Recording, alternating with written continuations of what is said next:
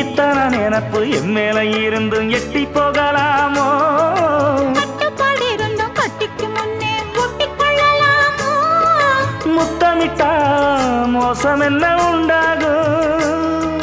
சத்தமிட்டா உன் நிலைமை என்னாகும்?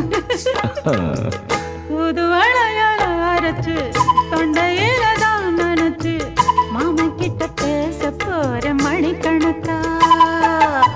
தூண்டாமணி விளக்க தூண்டி விட்டு எரிய வச்சு ஓ முகத்தை பார்க்க போற நாள் கணக்கா.